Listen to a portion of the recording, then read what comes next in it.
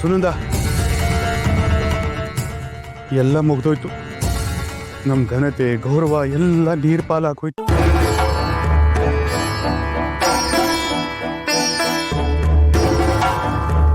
ಅಯ್ಯೋ ದೇವ್ರೆ, ಏನಾಯ್ತು? ಏನ್ ಹೇಳ್ತಿದ್ದೀರಾ ನೀವು? ಪೆಟಾರಿಲಿದ್ದ 100 ಸೇರು ಚಿನ್ನ ಕಾಣೆ ಆಗಿದೆ.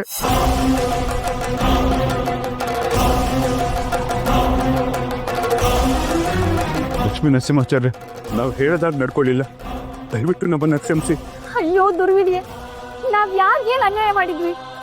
ದಾನ ಧರ್ಮ ಅಂತ ಎಲ್ಲರಿಗೂ ಒಳ್ಳೇದೇ ಮಾಡಿದ್ವಿ. ನಮ್ಮನೆಯಿಂದ ಅಷ್ಟೊಂದು ಚಿನ್ನ ಕದಿಯೋ ಮನ್ಸು ಹೇಗಾದ್ರೂ ಬಂತ?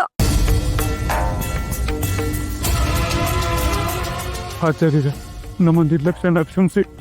ಯಾವುದೇ ಕಾರಣಕ್ಕೂ ಈ ಶುಭ ಕಾರ್ಯ ನಿಲ್ಲಿದಾಗ ನೋಡ್ಕೊಳ್ಳಿ.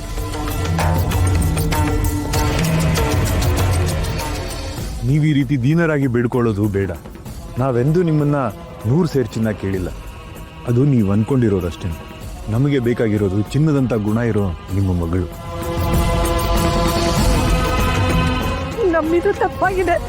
ನಾವಿನ್ನು ಎಚ್ಚರಿಕೆಯಿಂದ ಜೋಪಾನ ಮಾಡಬೇಕಿತ್ತು. ದಯವಿಟ್ಟು ಈ ಮಂಗಳ ಕಾರ್ಯ ನಿಲ್ಲಿಸ್ಬೇಡಿ. ನಮ್ಮ ಮಗಳು ನಿಮ್ಮ ಕೈ ಹಿಡಿಬೇಕು ಅಂತ ನಾವು ತುಂಬಾ ಆಸೆ ಇಟ್ಕೊಂಡಿದ್ದೀವಿ. ತಾಯಿ, ತಾಳ್ಮೆ ಇರಲಿ. ತಾವು ಹಿರಿಯರು, ಹೀಗೆ ಕೈ ಮುಗಿಬಾರದು. ಈ ಮಂಗಳ ಕಾರ್ಯ ನಿಲ್ಲತ್ತೆ ಅಂತ ನಿಮಗೆ ಯಾರು ಹೇಳಿದ್ರು?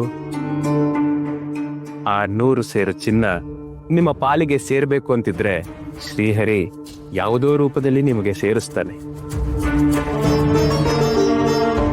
ಇಲ್ಲದಿದ್ರೆ ಅದು ಸೇರ್ಬೇಕಾದವ್ರಿಗೆ ಸೇರಿರುತ್ತೆ. ನಮ್ಮದಲ್ಲದ್ದು ಎಂದಿಗೂ ನಮಗೆ ದಕ್ಕೋದಿಲ್ಲ. ಸಮಾಧಾನವಾಗಿರಿ. ಶುಭ ಕಾರ್ಯ ನಡೀಲಿ. ನಡಿಬಾರ್ದು.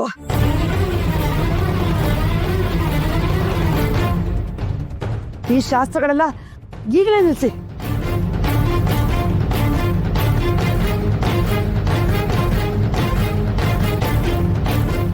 ನಮ್ದು ಸುತ್ತ ಹತ್ತೂರಲ್ಲಿ ಪ್ರಸಿದ್ಧವಾದ ಜಹಾಗೀರ್ದಾರರ ಕುಟುಂಬ.